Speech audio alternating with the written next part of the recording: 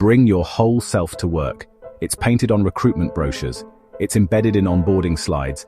It's repeated in leadership speeches. But here's the problem. It's rarely the whole truth. Because when you take the invitation literally, when you actually bring your whole self, you quickly learn there's a hidden asterisk. Bring your whole self, as long as it fits the unspoken mold. The tattoos you cover for client meetings, the accent you smooth out on Zoom, the dissenting opinion you keep to yourself in the executive meeting because this isn't the hill I want to die on today. Carl Jung said, "The privilege of a lifetime is to become who you truly are." But in the corporate world, that privilege often comes with conditions, and the bill arrives quickly if you break them. We call it authenticity, but what we often mean is sanitized individuality. It's like telling someone at a dinner party, just be yourself. But maybe don't talk about politics, religion, your real salary, Oregon, anything that makes people uncomfortable. Organizations say they want people to show up as they are, but only if who they are doesn't disrupt the harmony, challenge the leader, Oregon, threaten the brand narrative. And here's where it gets dangerous. When authenticity feels unsafe, self-censorship becomes the survival strategy. People start editing themselves. First, it's the small stuff. A joke left unsaid, a quirky idea shelved. But over time, the editing becomes the performance.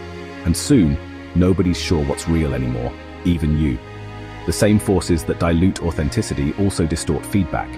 If speaking freely about yourself feels risky, speaking freely to someone with power is downright dangerous. So people manage impressions instead. This is textbook Irving Goffman. We wear our work face in the front stage of corporate life, concealing what's messy or inconvenient backstage. Leaders hear curated truths, safe half answers, and polite agreement. They confuse this with alignment. They don't realize they've built their own echo chamber, and that it's lined with velvet, so they barely notice the soundproofing. The higher you climb in leadership, the thicker the filter gets. People tell you what they think you want to hear. And the silence around you starts to feel like harmony, when in fact it's just fear in a well-tailored suit. When conditional authenticity and filtered feedback collide, you get a perfect storm.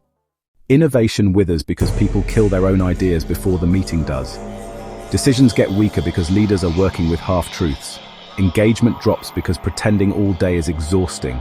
Trust erodes because everyone senses the gap between what's said and what's safe to say. This isn't just a communication issue. It's a human experience crisis.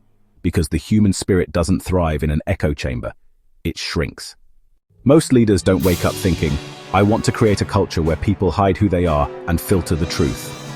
In fact, many truly believe their door is open, their culture is transparent, and their people feel safe. But as any behavioral scientist will tell you, power changes the flow of truth. People in lower power positions assess the risks before speaking, and those risks aren't always imagined. We've all seen someone penalized for not being a team player simply because they voiced an uncomfortable reality. On the other side, employees live with a constant internal algorithm. Will saying this make me look uncommitted? Will disagreeing with the boss hurt my career? If I show my real values, will I be labeled difficult? So they weigh the cost-benefit, and 9 times out of 10, they swallow the truth. This is the emotional tax of working in a culture that promises openness but rewards compliance. From a neuroscience perspective, this dual reality creates chronic stress. Social neuroscientists like Matthew Lieberman have shown that social pain, like exclusion or rejection, activates the same brain regions as physical pain. So when authenticity feels unsafe and truth-telling feels risky, your brain interprets it as a threat. That's why cultures like this feel draining. You're in a low-grade threat state all day. It's also why innovation dies quietly. Creativity requires psychological safety, and safety can't survive if authenticity and candor are punished, even subtly, breaking the cycle. The solution isn't to tell people to be brave or just speak up. That puts the burden on individuals to overcome a broken system. It's two-way work. Leaders must earn the truth. Employees must test the safety. Leaders make authenticity and feedback safe. Ask dangerous questions. Not any feedback for me, but what am I doing that makes it hard to tell me the truth? Reward dissent publicly. When someone shares a hard truth, thank them in front of others. Show that candor advances careers here. It doesn't end them. Model imperfection. Share your own mistakes. If the boss can be human, others will risk being human too. Employees, push the edges of candor. Choose a safe truth to share. Start small. A suggestion, a mild disagreement. Test how it's received. Pair candor with care. You're more likely to be heard if people feel you're trying to improve things, not attack them. Document your courage. Keep a private record of when you spoke up and what happened. Over time, you'll see patterns, and maybe even progress. And here is the HX experiment of the week, Truth Without Armor. This week, I want you to do 2 things. If you're a leader, identify one decision or behavior you're unsure about.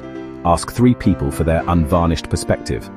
Preface it with, I value honesty over agreement. You won't be penalized for what you say, but I will be penalized as a leader if I don't hear it. Then, just listen. No defending, no explaining.